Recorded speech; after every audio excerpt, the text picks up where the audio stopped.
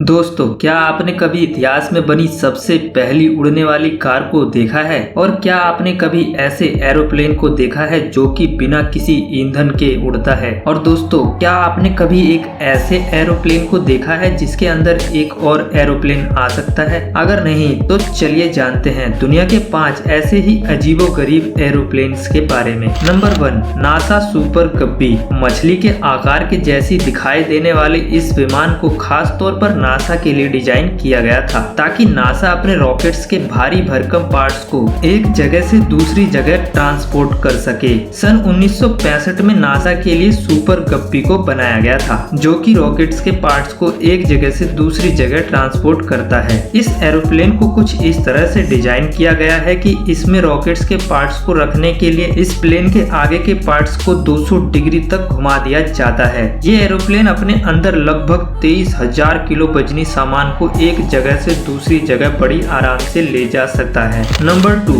Solar impulse. दोस्तों, आज भी ज्यादातर एरोप्लेन्स किसी न किसी ईंधन से चलते हैं, लेकिन क्या आपको पता है कि सन 2009 में एक ऐसे एरोप्लेन को बनाया गया था जो कि बिना किसी ईंधन के आसमान में उड़ता था। अब आप सोच रहे होंगे कि यह कैसे हो सकता है। दरअसल इस एरोप्लेन में कुछ इस तरह के सोलर पैनल को लगाया गया है जो कि सूर्य से ऊर्जा को लेकर इस प्लेन को उड़ाने में मदद करती है। इस प्लेन को पहली बार सन 2009 में उड़ाया गया था। तब इस प्लेन ने 130 किलोमीटर प्रति घंटे की रफ्तार से उड़ान भरी थी और इसकी लंबाई 73 फीट थी। आपको जानकर हैरानी होगी कि इस एरोप्लेन को बनाने में कंपनी को 17 करोड़ रुपए का खर्च आया था। इस प्लेन में सोलर पैनल लगे होने की वजह से यह एरोप्लेन दुनिया के अजीबोगरीब एरोप्लेन में से एक है। दोस्तों, आपको क्या लगता है कि भविष्य में भी इसी तरह के एरोप्लेन्स को बनाया जाना चाहिए ताकि ईंधन की बढ़ती हुई मांग को कम किया जा सके, साथ ही उससे होने वाले पॉल्यूशन को भी कम किया जा सके? इस पर आपकी क्या राय है, ये हमें कमेंट में जरूर बताएं। Number 3, strato launch. जब बात हो रही हो दुनिया के सबसे अजीबोगरीब एरोप्लेन्स की, तब दुनिया के सबसे बड़े एरोप्लेन स्ट्रेटो लॉन्च की बात ना हो, भला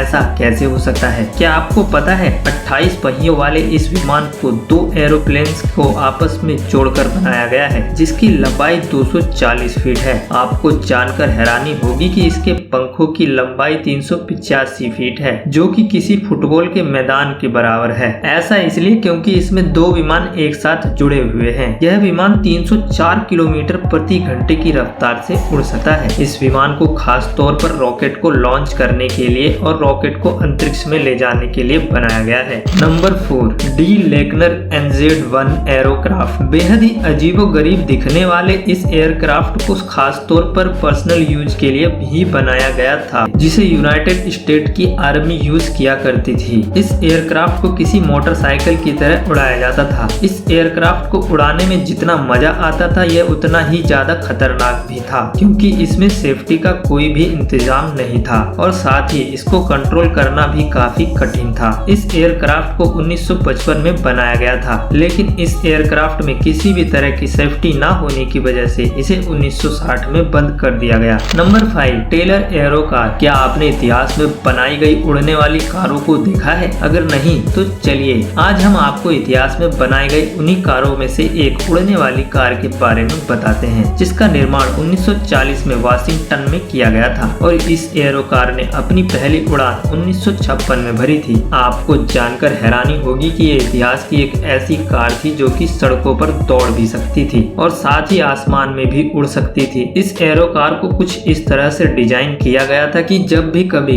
इस कार को उड़ाना होता था तो इस कार में पंखों को खोल दिया जाता था और जब भी कभी इस कार को सड़कों पर चलाना होता था तो इस कार के विंग्स को पीछे की तरफ मोड़ दिया जाता था। इतिहास की ये कार इतनी ज्यादा पावरफुल थी कि महज 5 मिनट में ही ये कार सड़क से हवा में उड़ जाया करती थी। इस कार की सड़क पर रफ्तार 90 किलोमीटर प्रति घंटा और आसमान में इसकी उड़ान 135 किलोमीटर प्रति घंटा थी। इस एरो कार को भविष्य में ट्रैफिक बढ़ने के अंदाजे के कारण बनाया गया था, लेकिन उस टाइम पर सड़कों पर ज्यादा ट्रैफिक नहीं हुआ करता था जिसकी वजह से इस कार को बंद कर दिया गया।